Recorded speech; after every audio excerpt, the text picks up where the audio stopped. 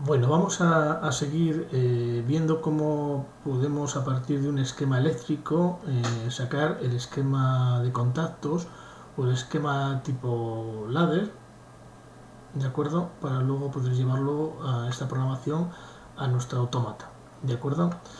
Simplemente recordaros un poco aquí en la parte de la derecha, bueno, pues tenemos el esquema de un inversor de giro, ¿de acuerdo?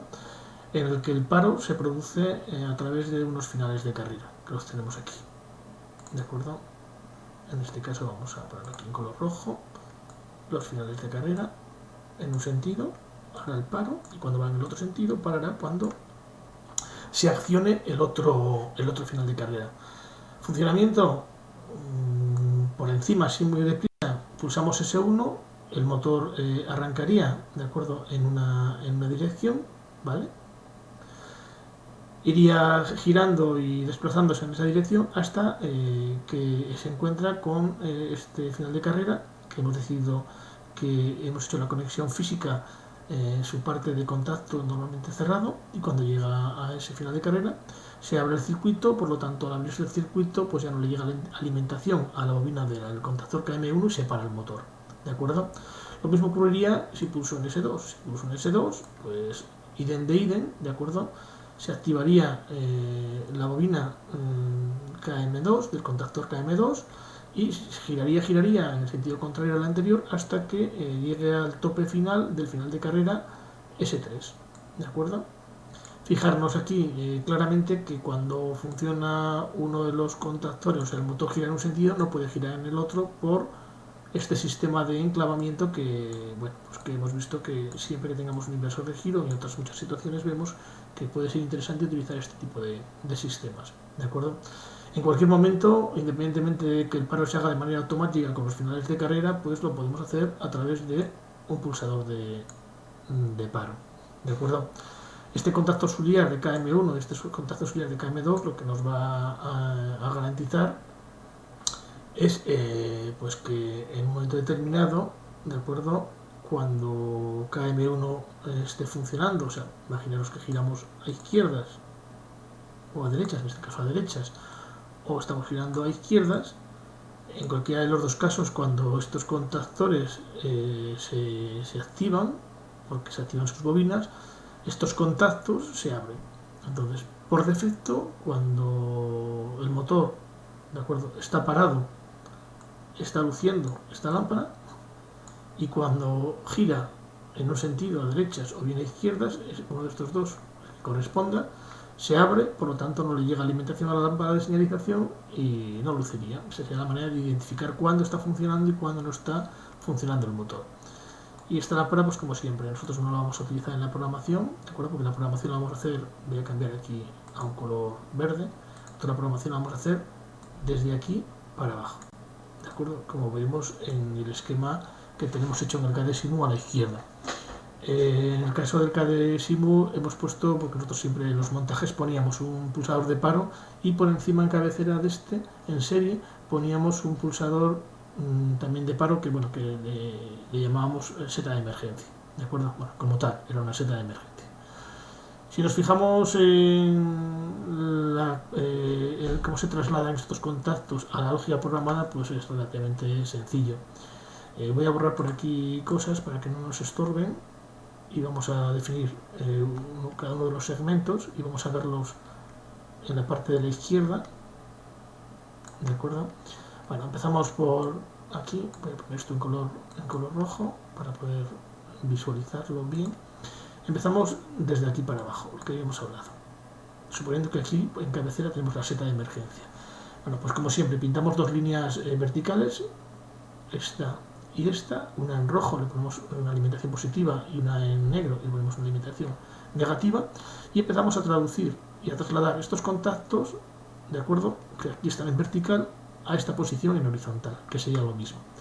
Es importante tener en cuenta cómo está cableado nuestro autómata. Vemos que a la entrada I1 iría uno de los pulsadores de marcha en un sentido, por ejemplo a derechas, I2 sería el pulsador de marcha a izquierdas de la inversión de giro del motor, I3 iría a un contacto normalmente cerrado, ¿de acuerdo? Es como se hace habitualmente, que iría a I3, un contacto normalmente cerrado, que sería el pulsador de paro, y luego los dos finales de carrera, S3 y S4, que irían a las entradas I5 e I6, que hemos decidido hacer la conexión del final de carrera con su contacto normalmente cerrado. ¿De acuerdo? Nos fijamos, como siempre, en el traslado de esta lógica cableada a esta lógica programada. ¿De acuerdo? El pulsador, perdón, empezamos por el pulsador de paro, que aquí está representado, la seta de emergencia por el pulsador de paro, que son estos dos contactos que tenemos aquí en el circuito del CADESIM, ¿de acuerdo?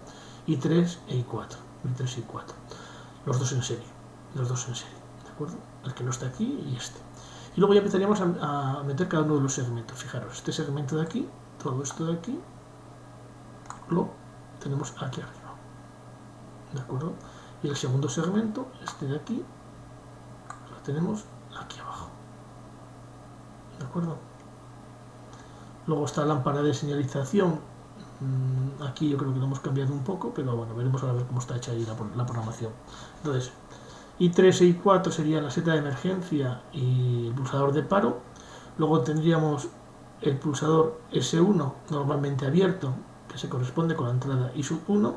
Tendríamos la realimentación, ¿de acuerdo?, de la salida Q1, que es la que alimenta a la bobina del contactor KM1, ¿de acuerdo?, que sería esta que tenemos aquí. Y luego tenemos dos contactos en serie, que son estos dos, el que se corresponde con el del enclavamiento y el que se corresponde con el final de carrera, que serían estos dos. ¿Vale? ¿Qué activaría esa salida Q1? En este caso, pues, ¿qué activaría esta rama? Pues activaría la salida Q1 y Q3. En la Q1 pondríamos la bobina del contactor KM1 y en el Q3 pondríamos una lámpara de señalización, ¿de acuerdo?, para señalizar este efecto. Físicamente, en el montaje de automata físicamente hemos puesto el contacto auxiliar de enclavamiento, de acuerdo, aunque lo tenemos aquí en la lógica programada, también lo tenemos aquí. Y por el otro segmento lo mismo, de acuerdo. Volvemos a repetir, de acuerdo, los dos pulsadores, tanto el pulsador de paro como el de la seta de emergencia. Yo aquí puedo repetir los contactos las veces que yo quiera, esto es lo mismo, ¿de acuerdo? Es lo mismo que esto lo vuelva a reproducir y dibuje el segundo segmento, o que esto no lo hubiera dibujado y que hubiera unido este punto con este de aquí arriba, ¿de acuerdo? En este caso he decidido hacerlo de esa manera. Entonces, I2 vemos que es el otro pulsador para hacer el cambio de inversión de giro. Q2 es la realimentación, ¿de acuerdo?, para cuando deje de pulsar I2, a través de esa realimentación sigue alimentado, ¿de acuerdo?, la bobina del contactor, en este caso KM2. Tenemos aquí este contacto y este contacto, que lo mismo que antes se corresponde, ¿de acuerdo?, con el contacto auxiliar de KM1 normalmente cerrado y se corresponde con el final de carrera S3 normalmente cerrado, ¿de acuerdo?